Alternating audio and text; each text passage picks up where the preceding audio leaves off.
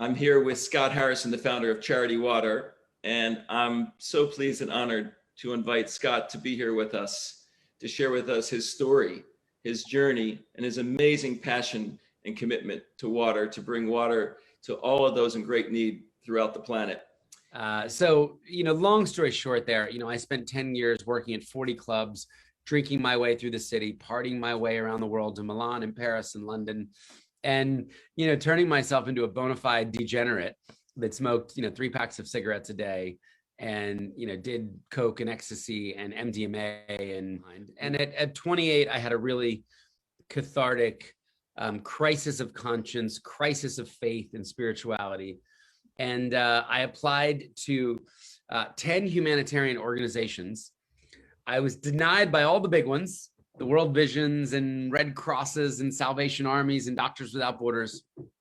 But one organization said to me that if I would be willing to pay them $500 a month, then I could volunteer on their humanitarian mission in post-war Liberia.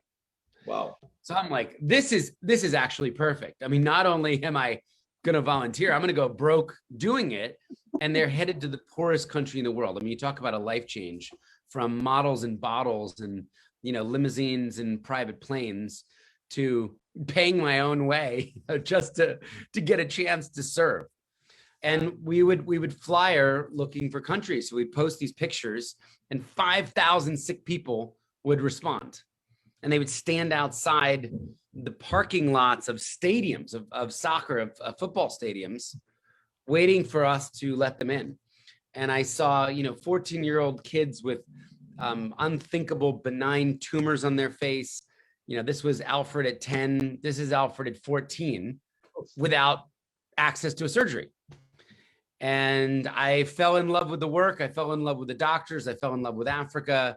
I fell in love with these 8-hour surgeries that could take a kid like Alfred and just give him his face back and give him his life back, because these doctors had come. They came back to New York, did an exhibition of the photos, raised about $100,000, went back. And that's really the second tour where I found my issue.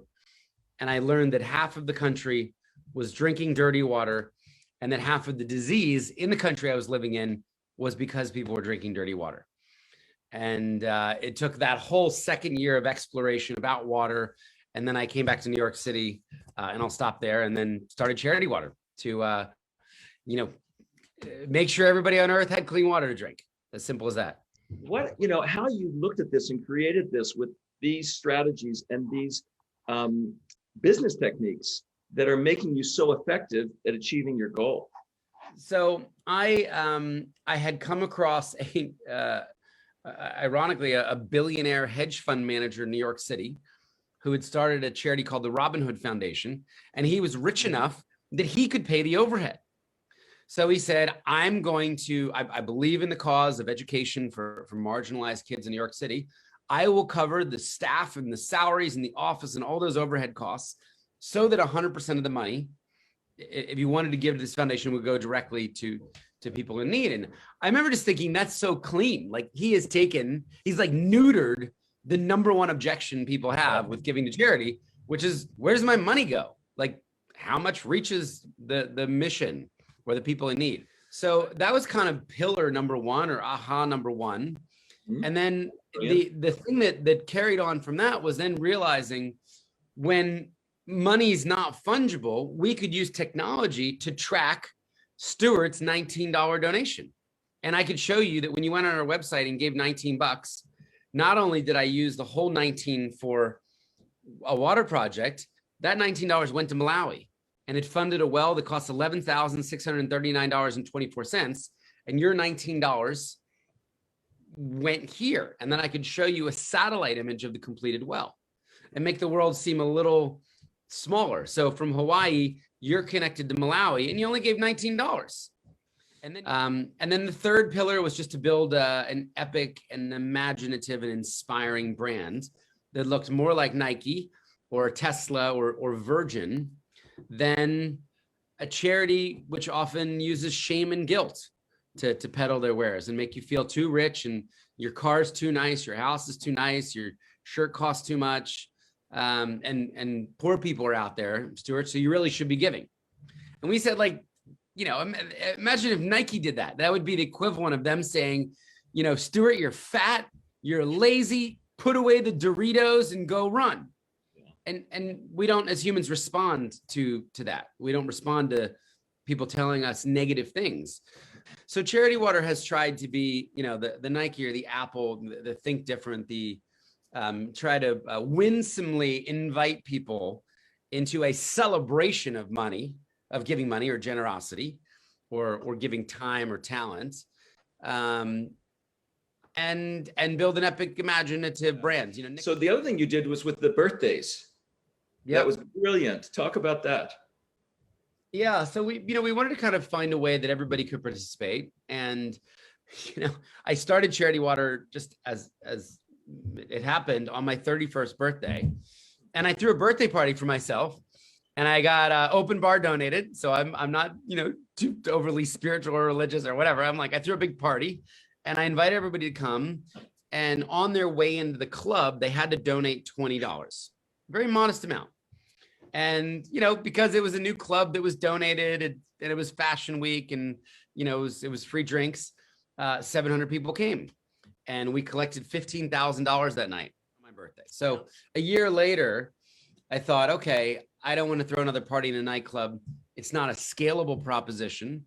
So what if I told everybody to stay home and donate my age in dollars?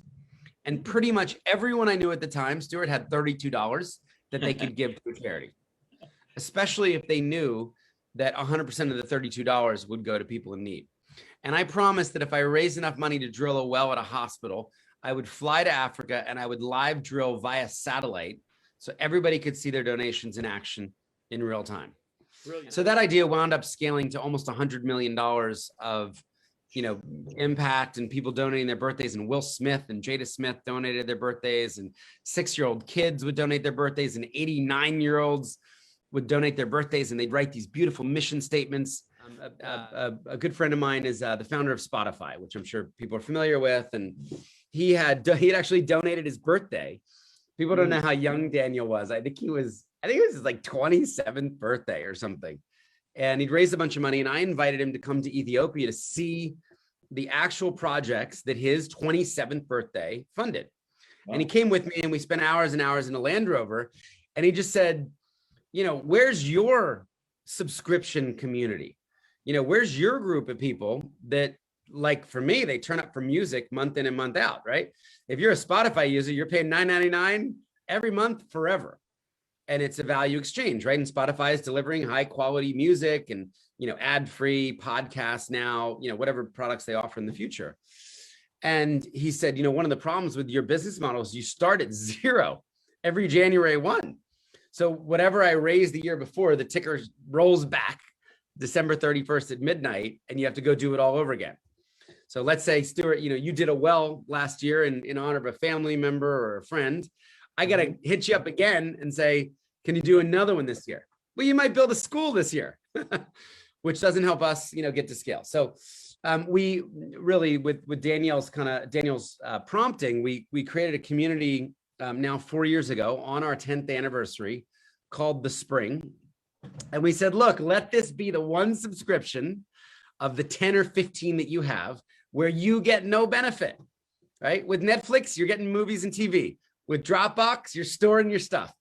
Amazon, they're shipping free next day, right? I could go on Hulu, right? I could go on and on, HBO Max or Apple Music.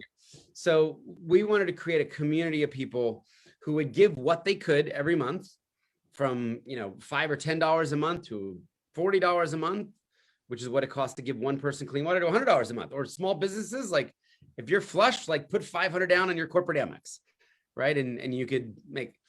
So we created this, and it just exploded, and Stuart, it exceeded all of our expectations. It has now grown to 147 countries. We have Spring members all throughout Africa. We have Spring members in North Korea. Like, I didn't even know that it was legal to donate to Charity Water there. And young and old, we have kids giving their allowance to their parents. We have women and men in their 90s who are donating $10 a month from their pension checks. Water is life. I have seen signs all around the world. I've been to 69 countries. I've been to Ethiopia 31 times. I mean, people have held up signs in villages in every language that says water is life. It is the most basic building block to thrive as a human. You can go a very long time without food and a very short time without water, as everybody knows. And water touches so many other important aspects of human life. So it touches health, right? Up to 50% of the disease through these developing nations are water, sanitation, and hygiene related. So, imagine you care about healthcare. Great.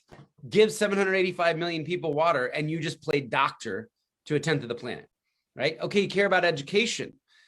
Great. Well, 1 out of 3 schools on the planet not only doesn't have clean water, doesn't have a toilet at the school. So great, you care about education. Let's make sure every school in the world has access to water and sanitation, so teenage girls don't have to drop out when they get their period, and they can be educated. They don't have to walk 6 hours a day to some faraway river or swamp, or get raped or get attacked by a lion or a hyena on the water walk. They have water safely in their village. They have water safely and sanitation in their school. So, it impacts women and girls. It impacts the local economy. When that time can be reclaimed through a water project, you get productive work, you get income generation. So, I make a case for water. Like, it's like a 5-in-1. It's a 7-in-1 if you care about any sort of people. Once again, gratitude, blessings, and thank you. Thanks for having me, Adil. Thanks so much for your support and for putting this together. And everybody, go check out the spring. We'd love to have you.